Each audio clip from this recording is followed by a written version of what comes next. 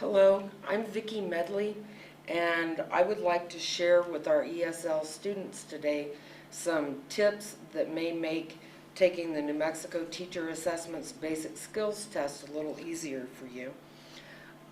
The most important piece of information that I can give you is probably to make sure that you're proficient in English before you try to take the test.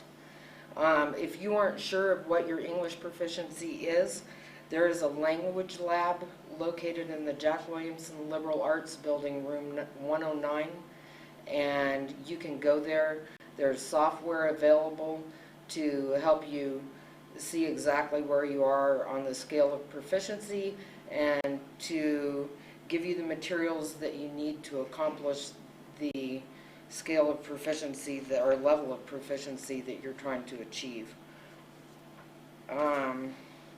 You really need to practice, as does everyone taking this test, taking timed tests in English, writing timed essays in English, and before you even consider the test, make sure that you've passed your basic English courses, English 102 and 104, with a passing grade. Now, in addition to English, you're going to be tested in math. And they say that math is the universal language. And even I, who am very good at languages, have not accomplished the language of math because there are so many different parts to it, and we don't use all of the parts to it. For example, we use miles. In England, they use kilometers. We measure temperature in Fahrenheit.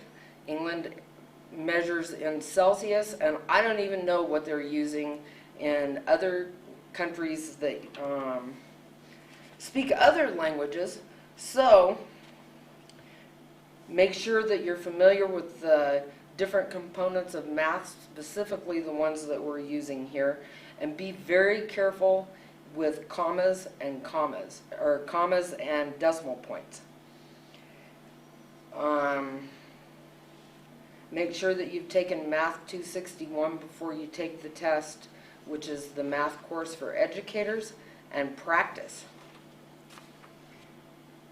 Avoid writing long, wordy sentences. In other languages, that can be not only appropriate but encouraged. I speak Spanish, and let me tell you, I can put out a long, long, long descriptive sentence. But in English, your sentences need to be clear and to the point. Eliminate any words that you don't need. Also, very, very important is no matter how well you write, if your handwriting isn't legible, you're not going to pass the test.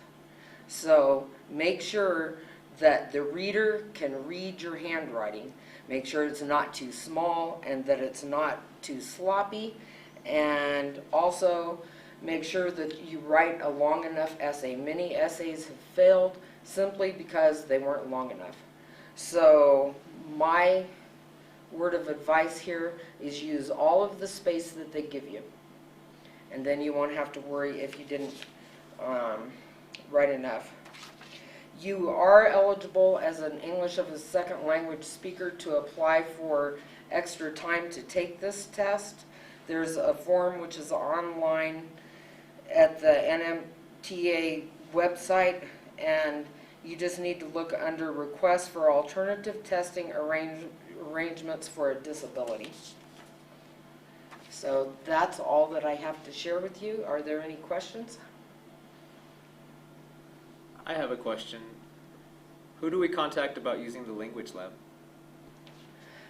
You can contact David Roybal, who's the Secretary for Languages and Literature, and his phone number is 562-2443. So, good luck.